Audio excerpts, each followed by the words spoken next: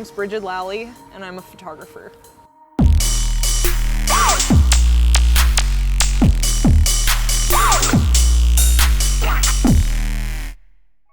I grew up in Manhattan, which is definitely different than living in California, but I spent my summers in this small town called Saltaire. There's no cars, just boardwalks. You have to take a ferry out there. Everyone has bikes and no one wears shoes. I spent most of my time in the ocean, just going from the sand to the water back and forth with my friends all day long. When I first saw people start to surf, I was really captivated by the idea and just like seeing these people dancing on water, and I just wanted to be out there. The first time I caught a wave, it's not like anything else. You're just harnessing this energy, and it's beyond, I don't know. My mom gave me my first camera in middle school, and then I started shooting film in high school.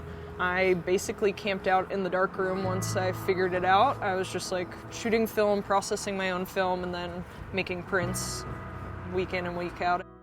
Film, for me in the beginning, was a way to be more present and to interact with like other people. I was like the wallflower, you know, and it was just a way for me to break out of my shell a little bit. It just has always had like a special place for me, and I really love that I'm turning it into my career. One thing I strive to do with my images is to create these singular moments. I really enjoy the moments in between. Like say you swim out into the lineup and there's 100 people out. I really like making it look like there's only one person out there, or like it's just you and the water. I just like the individual experience. It's just things that catch my eye. I'm not really sure what it is, if it's a graphic element, a series of lines of light, or it's this weird out of place like James Brown figurine on the sidewalk. I've been really trying to pick up my camera whenever something makes me stop. The thing that I like about film is that it creates something physical and tangible that you can hold. It makes you slow down. You only have 36 frames to get it right. One other difference between film and digital is the difference between grains and pixels. Grain is the actual film showing up when it's underexposed. You're pushing the light through. I like how grain looks because it calls attention to the fact that you're shooting film.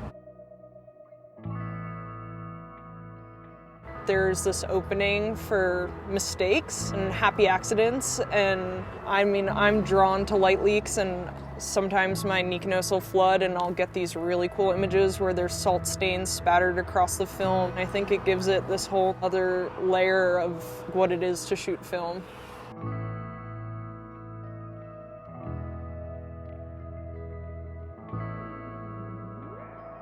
I've noticed a resurgence in film shooting in the past few years, and I think it's really awesome that people are getting back to basics and people are getting out there and getting excited and wanting to share, and it's making this new community, and like I just want to share what I'm shooting too.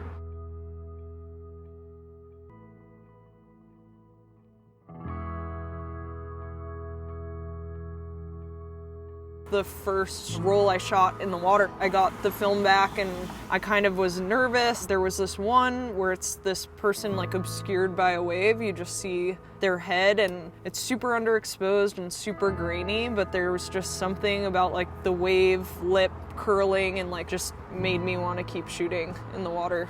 The Nikonos I've had for a few years, but it's the same that it's been since like the 60s.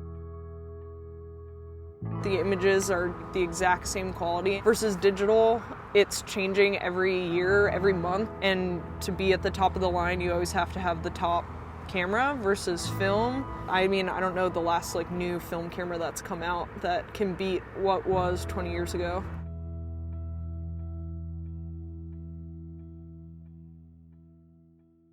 Walking up and down the board. If I could just nose ride forever, I would.